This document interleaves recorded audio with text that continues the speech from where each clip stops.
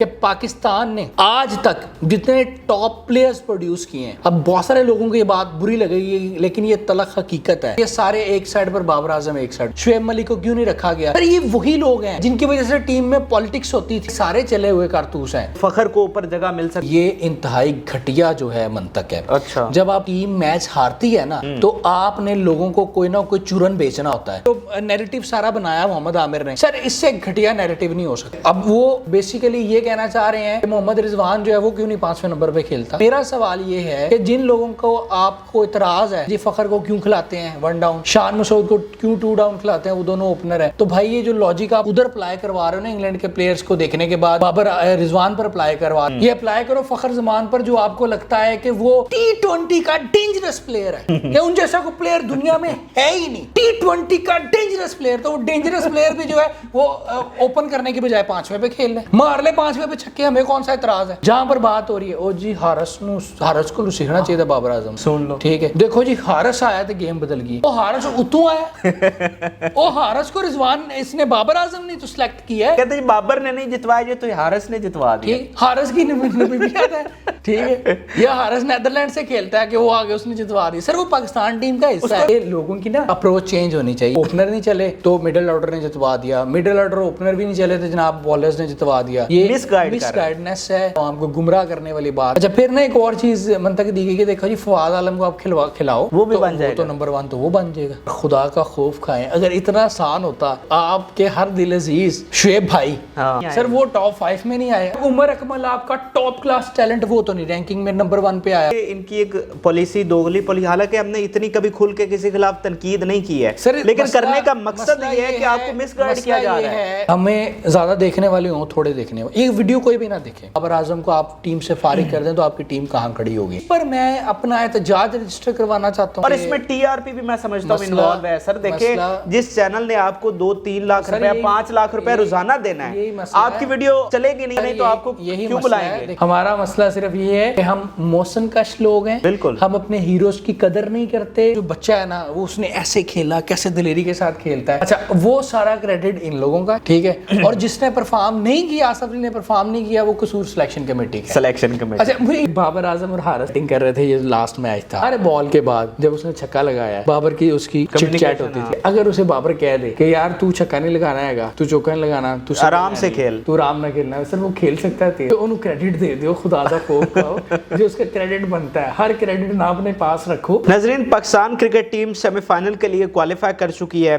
Fans बहुत ज़्यादा खुशियां मना रहे हैं, हर जगह बहुत ज़्यादा उनकी तारीफ की जा रही है, लेकिन अभी भी हमारे कुछ सीनियर खिलाड़ी हैं जो उन पर बहुत ज़्यादा तनकीद कर रहे हैं। ख़ास तौर पर जो हमारा ओपनिंग पेयर है बाबर और रिजवान, इस पूरे टूर्नामेंट में उन पर बहुत ज़्यादा तनकीद हुई है, उनकी जगह चेंज करने के हवाले से तनकीद हुई है। और इतनी तनकीद हुई है कि आज जब शहीन शाह अफरीदी प्रेस कॉन्फ्रेंस कर रहे थे तो उन्होंने खुले दिल के साथ इस बात का इजहार किया कि हमें तकलीफ़ होती है कि हमारे जो सीनियर खिलाड़ी हैं उन्हें चाहिए कि वो अपनी इस टीम को बैक करें, और जब हम जीतते हैं तब तो हर कोई सपोर्ट करता है, लेकिन सपोर्ट करने का मकसद ये होता है कि जब हम हारते हैं तब हमें बैक किया जाए, हमें मोटिवेट किया जाए। लेकिन हमारे जो कुछ सीनियर खिलाड़ी हैं वो ऐसी तनकीद कर रहे हैं और तनकीद बरा तनकीद कर रहे हैं कि जो कि अच्छी बात नहीं है। और इसमें जो सरे फहरिस्त नाम है वो मोहम्मद आमिर का है। मोहम्मद आमिर जो कि साबिक फास्ट बॉलर हैं और एक शो कर रहे हैं एक निजी टीवी चैनल पर, और उनकी जो बातें हैं बाबर और रिजवान के हवाले से वो काफ़ी ज़ेर बहस हैं। तो आज हम उनके हवाले से ख़ास तौर पर बात करेंगे, जो उन्होंने तनकीद की है क्या वो सही तनकीद है या तनकीद बराए तनकीद है। तो हम इस पर अपनी राय आपके साथ शेयर करेंगे और एंड पर आप भी इस पूरी कन्वर्सेशन में थ्रू कमेंट अपनी राय का इजहार कर सकते हैं। मेरे साथ नबील रशीद साहब मौजूद हैं, बहुत शुक्रिया आपका टाइम देने का। ये दरअसल कोई इंटरव्यू नहीं है, ये चिट चैट है, और जो उन्होंने एतराज़ात उठाए या जो तनकीद की है उस पर हम बहस करेंगे और नाजरीन को भी इसमें शामिल करेंगे थ्रू कमेंट।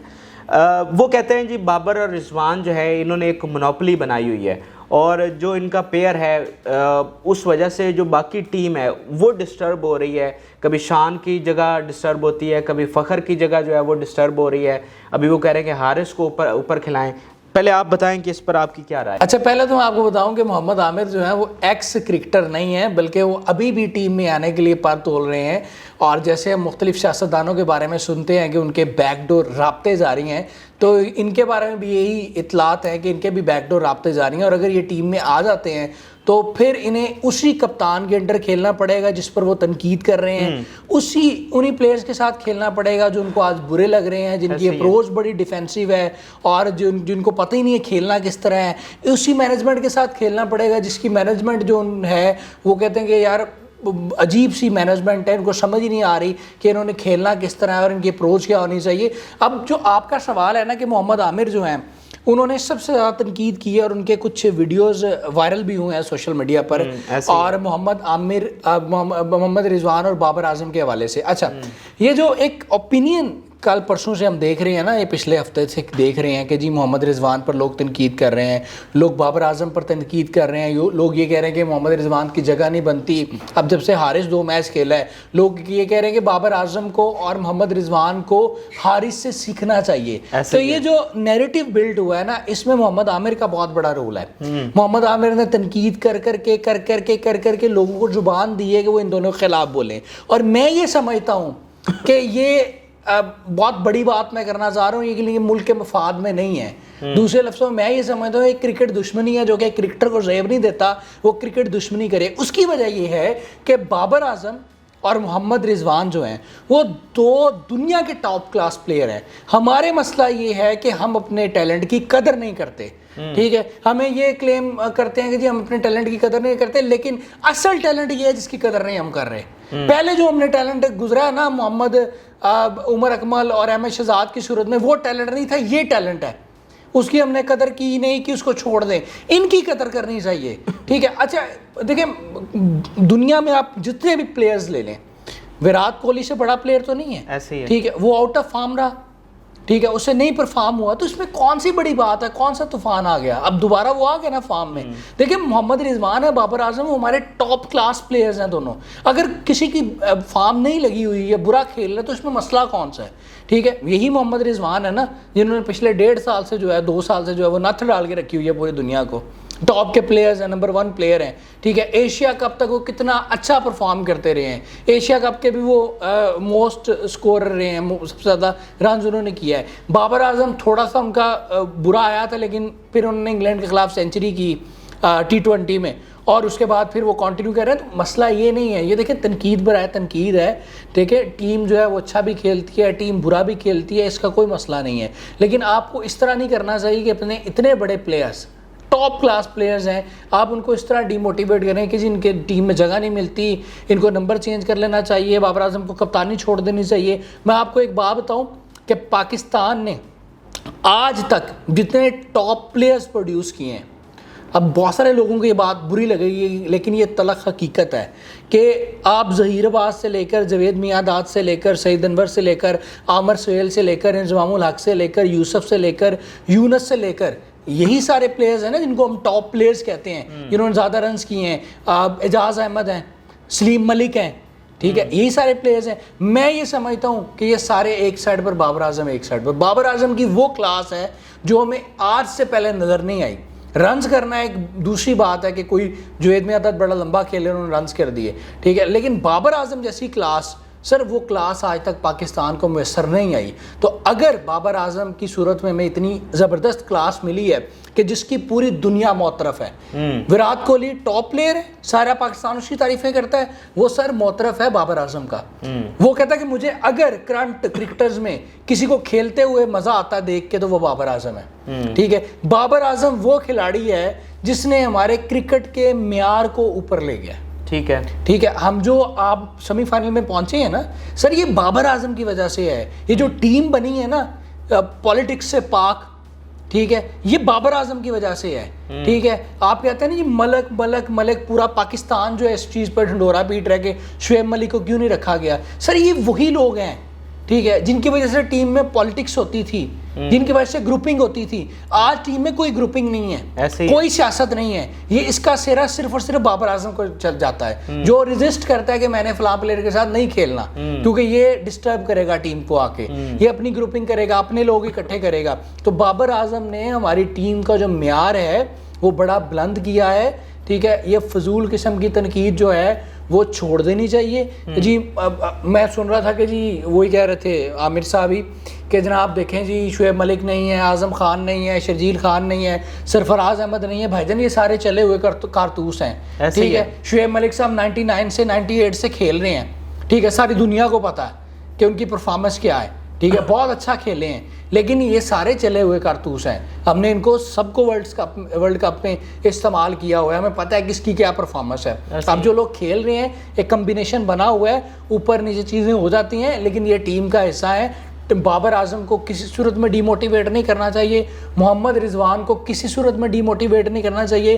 फराज साहब ये वो प्लेयर्स हैं, मैं आपसे ऑफ द रिकॉर्ड भी ये बात कर रहा था कि मैंने जब से क्रिकेट देखना शुरू की है, आमिर सुहेल और सईद अनवर के बाद, सर मुझे पाकिस्तान में कोई ओपनर नज़र नहीं आया जो कि 40 से ऊपर की औसत के साथ खेलता हो, ठीक है। मैं आपको फिंगर पे सारे ओपनर्स के नाम बता दूंगा, कामरान अकमल से लेकर, शुएब मलिक से लेकर, यासर हमीद से लेकर, इमरान फरद से लेकर, तौफीक उमर से लेकर, नासिर जमशेद से लेकर, अवैस ज़िया से लेकर, इमरान नज़ीर से लेकर, शाहिद खान अफरीदी से लेकर, जितने लोगों ने ओपन किया है मुझे बताएं कि कितने लोग हैं जिनकी 40 से ऊपर एवरेज है।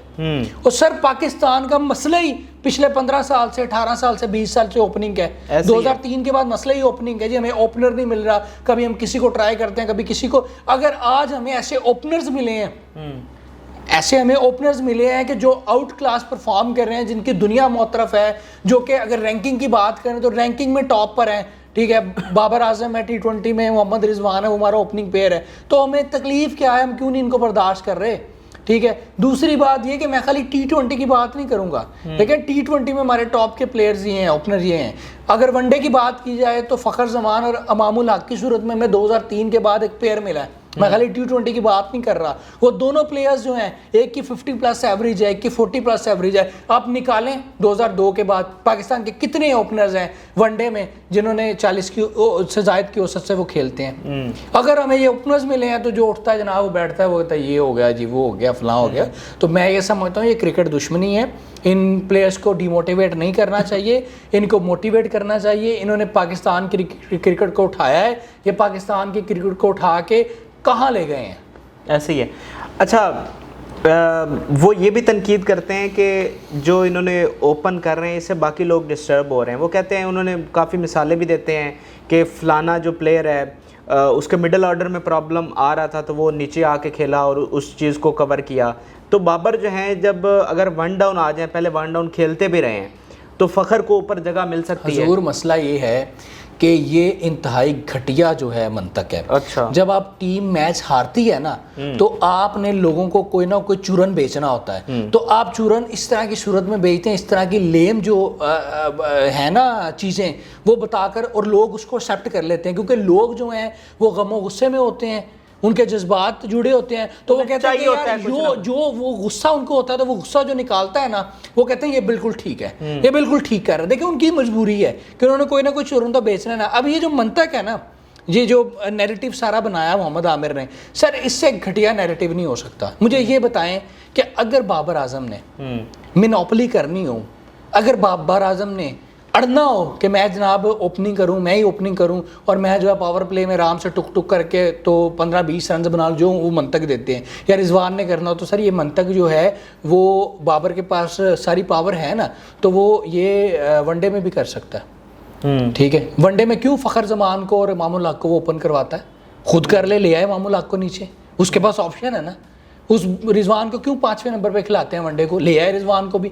अगर इनकी मोनोपोली है, इनकी दोस्ती है, अगर इनको अच्छा लगता है ओपन करना, अगर इनको अच्छा लगता है पावर प्ले में खेलना कि पावर प्ले में आसानी से खेला जा सकता है, तो फिर वनडे में भी ले आए। तो सर हर चीज़ की एक टाइम है, एक टेक्निक है, ठीक है।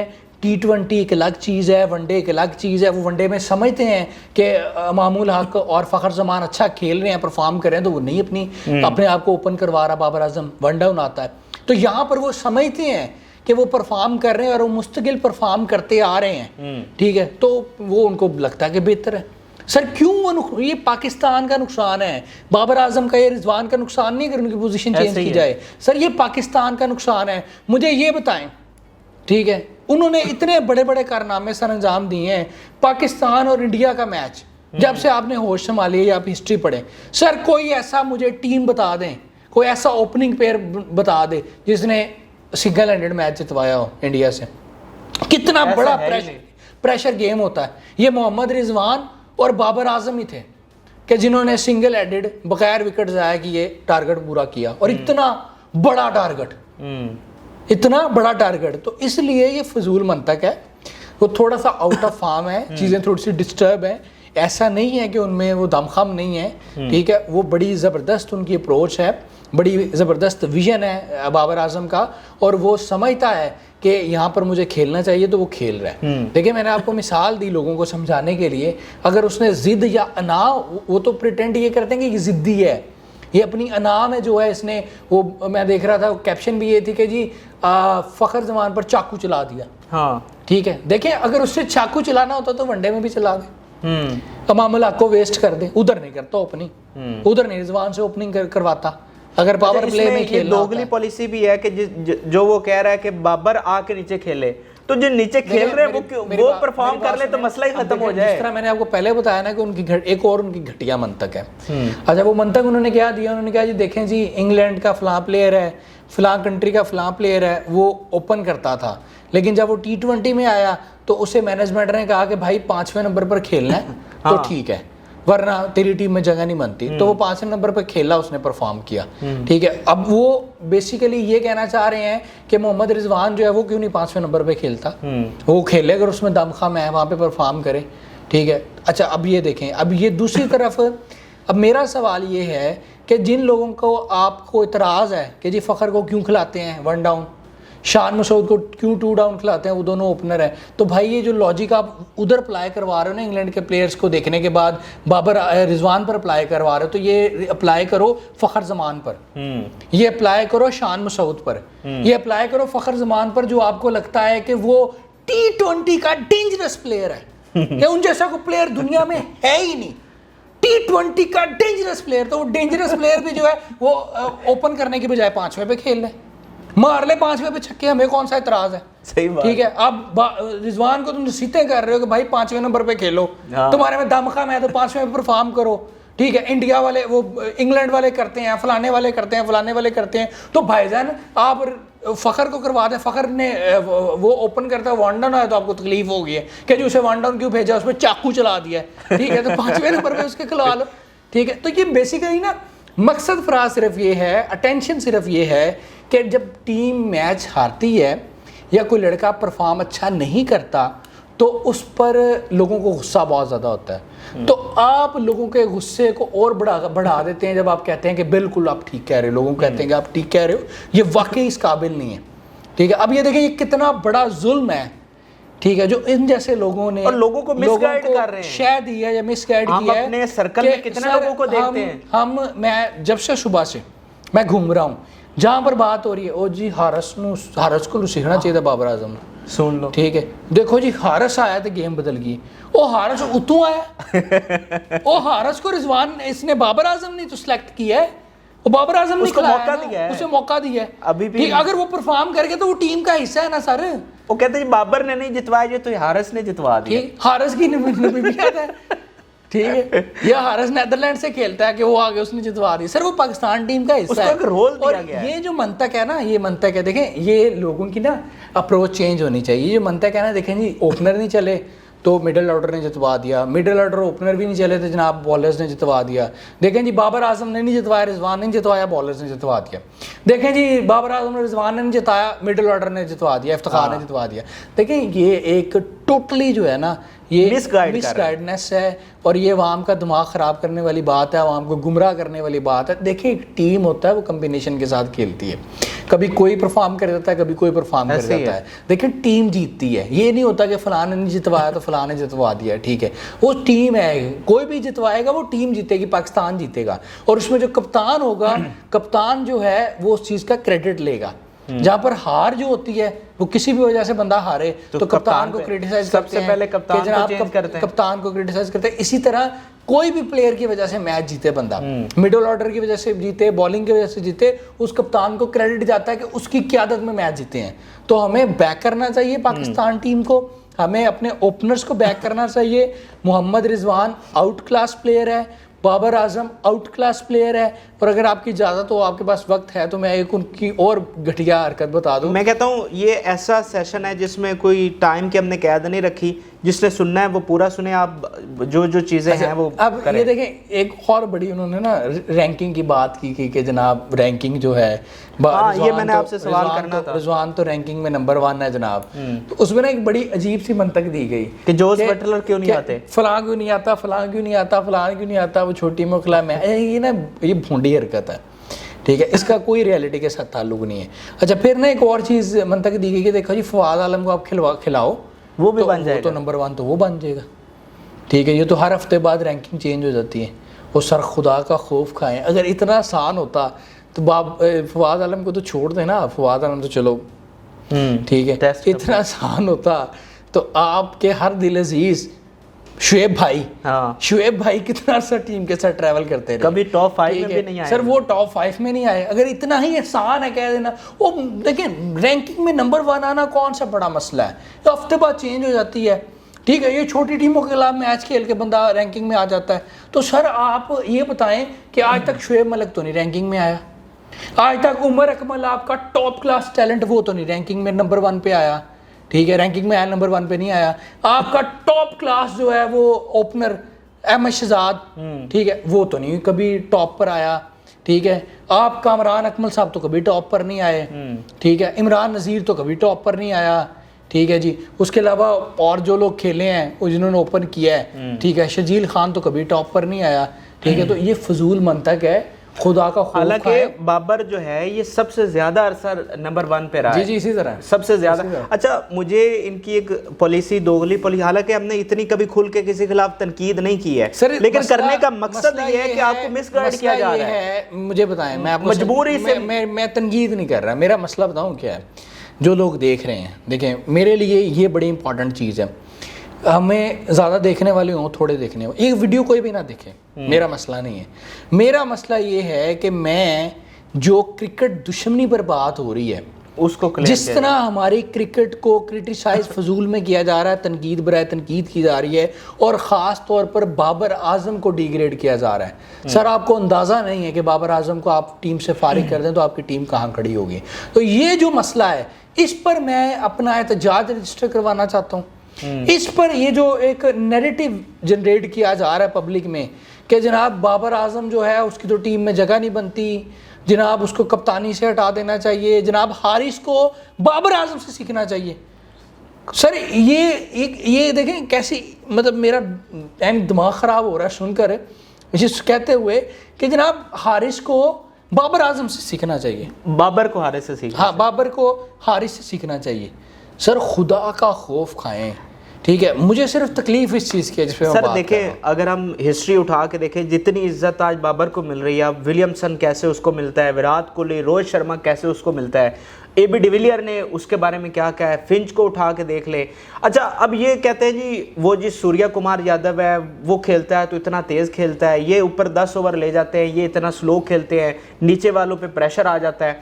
अब अजीब बात यह है कि आमिर साहब खुद बाबर की कप्तानी में कराची किंग्स में भी खेलते हैं और इसके अलावा कौमी टीम में भी खेल चुके हैं, लेकिन ये इतनी उनके साथ पता नहीं क्या दुश्मनी हो गई है कि शायद इनको सिलेक्ट नहीं किया गया। सर मसला ये है और इसमें TRP भी मैं समझता हूँ इन्वॉल्व है। सर देखिए, जिस चैनल ने आपको 2-3 लाख रुपया 5 लाख रुपया रोजाना देना है, आपकी वीडियो चलेगी नहीं, आपको टीवी पे कोई देखेगा नहीं, तो आपको क्यों बुलाएंगे? देखें, ये बात बिल्कुल ठीक है, आपका हक बनता है कि आप कोई ना कोई चुटकुला छोड़ें, आप कोई ना कोई मसाला लगाएं जिससे आपकी रेटिंग आए और आप जस्टिफाई कर सकें जो पैसे लेते हैं।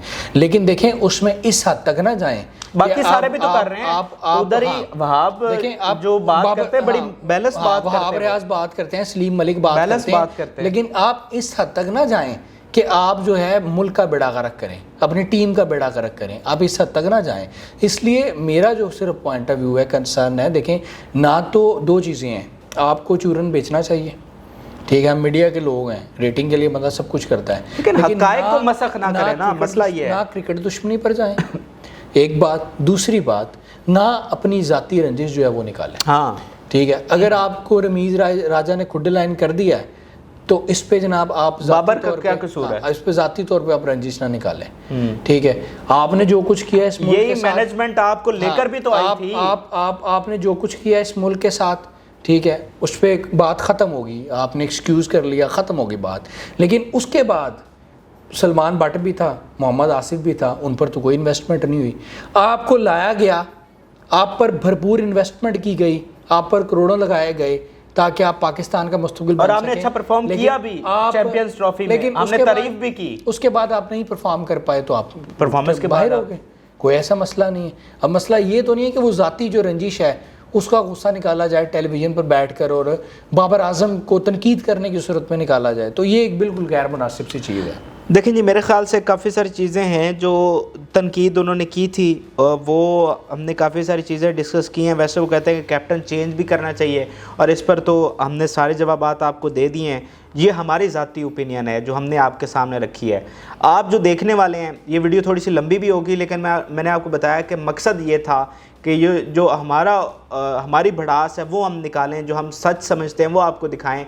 तो आप भी इस पर अपनी राय से ज़रूर आगाह करें, और अभी जो है इस हवाले से हम मज़ीद भी वीडियोस करेंगे, और बाबर और रिजवान से ख़ास तौर पर अब तो मैंने ये जिम्मेदारी समझ लेके ले ली है कि जो भी बाबर और रिजवान पे तनकीद करेगा तो हमने उसको जवाब देना है। देखें, मैं पब्लिक से मुखातिब हूँ, प्रॉब्लम ये है कि कुछ जगहों पर ना आपको नेशनल इंटरेस्ट सामने रखना होता है, आपको क्रिकेट का इंटरेस्ट सामने रखना होता है। देखें, वो जो दोनों प्लेयर्स हैं ना, ठीक है, वो टॉप क्लास के प्लेयर्स हैं। आप तो इस तरह बात कर रहे हैं कि जैसे टीमें हारती नहीं हैं। फिर बात वही आ जाती है कि जितने लोग आप लोग या जितने लोगों की आप तारीफ़ कर रहे हैं कि उनको टीम में होना चाहिए था, सर उनके दौर में क्या कुछ नहीं हुआ? क्या उनके दौर में टीमें नहीं, उन्हीं के दौर में तो हम टीवी तोड़ते थे, तो क्या उनके दौर में परफॉर्मेंस ख़राब नहीं हुई? देखिए, अब तो अल्लाह का शुक्र है कि हमारा क्रिकेट का मेयार जो है वो बहुत अच्छा हो गया है, बहुत ऊपर चला गया। फाइट करके हम लास्ट T20 खेला, वर्ल्ड कप खेला, हम सेमीफाइनल में ऑस्ट्रेलिया से हारे, और हारे किस तरह के, वो एक कैच था हसन अली का, हसन अली का कैच पकड़ लेते तो मैच बिल्कुल तब्दील होता। हमने एशिया का खेला, फाइनल तक पहुंचे, इंडिया को बाहर किया, ये कोई छोटी बात नहीं है। इंडिया को बाहर किया, लास्ट वर्ल्ड कप में फिर इंडिया बाहर हुआ, इस बार हम फिर सेमीफाइनल में पहुंचे हैं। हमने किसको बाहर किया? अच्छा, हमने हमारे पूल में से साउथ अफ्रीका बाहर, इंटरेस्टिंग बात वहां से ऑस्ट्रेलिया बाहर। ये मुझे इंटरेस्टिंग बात आ गई कि हम जिम्बाब्वे से हारे तो बड़ी तनकीद हुई, लेकिन आज जो नेदरलैंड साउथ अफ्रीका से हारे हम कह रहे हैं वो मोजज़ा हो गया। सर देखिए, ये यार क्या अजीब सी बात है। ये है कि ये ना बुनियादी तौर पे मैं आपको बता रहा हूँ ना कि बेसिकली ना लोगों में ना टेम्परामेंट नहीं है।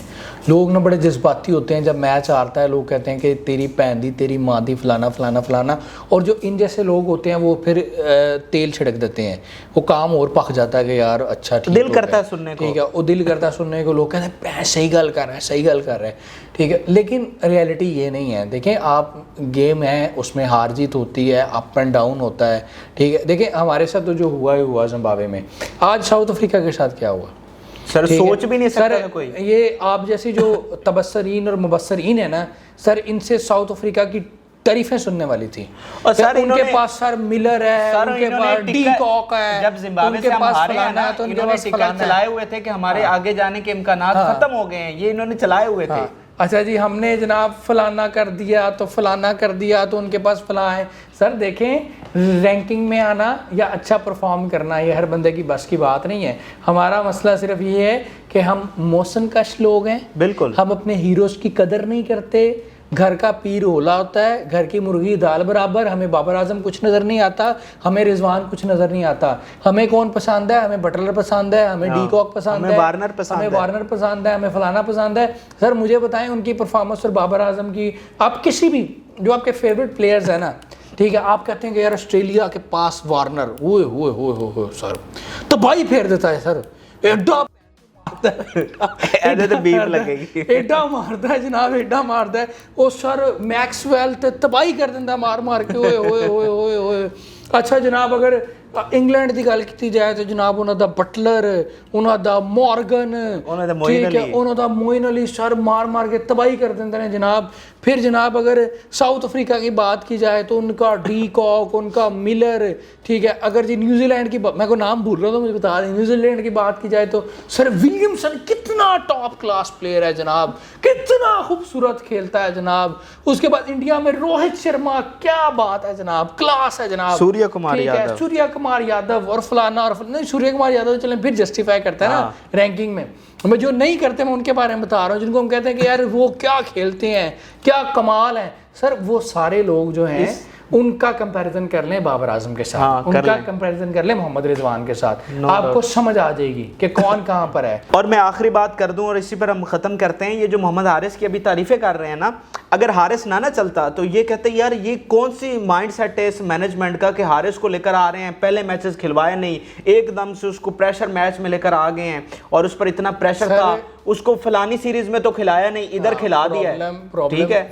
हमने सिर्फ तनकीद ढूंढनी है। प्रॉब्लम फराज साहब ये है कि अगर वो परफॉर्म कर गए ना तो वो इनका क्रेडिट है। अब सब बड़ा अच्छा हो गया है, नहीं वो क्रेडिट इनका है, सब अच्छा हो गया है। हम कह रहे थे कि हारिस को लेकर आए, हम कह रहे थे शान मसूद को लेकर आए। अच्छा उसके बारे में क्या कह रहे हैं यार, वो जो बच्चा है ना वो उसने ऐसे खेला, कैसे दिलेरी के साथ खेलता है। अच्छा वो सारा क्रेडिट इन लोगों का है, ठीक है। और जिसने परफॉर्म नहीं किया, आसिफ अली ने परफॉर्म नहीं किया, वो कसूर सिलेक्शन कमेटी का, सिलेक्शन कमेटी। अच्छा मुझे ये समझ नहीं आती कि जो गलत है या जो अच्छा परफॉर्म नहीं करता वो सिलेक्शन कमेटी का कसूर है कि जी देखो जी इन्होंने किस बुनियाद पे इनको सिलेक्ट किया है, ये क्या इन्होंने भांड किया है उस दिन। अच्छा जो हारिस परफॉर्म कर गए, अच्छा वो ना सिलेक्शन कमेटी का है फैसला कि सिलेक्शन कमेटी ने, यार सिलेक्शन कमेटी को दाद देनी चाहिए कि सिलेक्शन कमेटी ने कितना बड़ा रिस्क लिया जनाब कि एक नए लड़के को, यंगस्टर को, जिसने सिर्फ एक मैच खेला हुआ था वर्ल्ड कप से पहले, उसको जनाब वर्ल्ड कप की टीम में सिलेक्ट कर दिया है। कितना बड़ा चांस लिया उन्होंने, बिल्कुल। और वो चांस सही साबित हुआ लड़के ने। और ये पिछले दिनों ये कह रहे थे कि जो हैदर को शामिल किया ना आसिफ अली की जगह पे,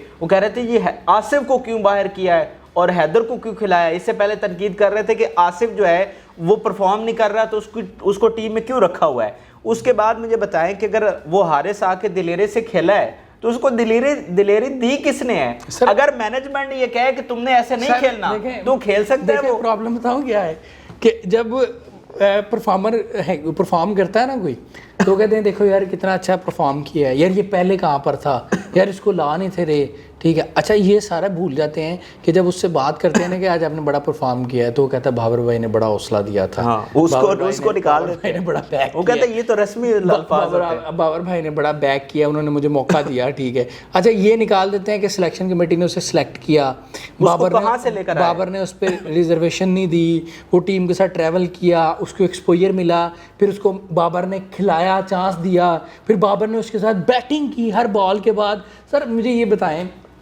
बताएं कि बाबर आजम और हारिस बैटिंग कर रहे थे, ये लास्ट मैच था, आज से पहले वाला मैच, इकट्ठे बैटिंग कर रहे थे।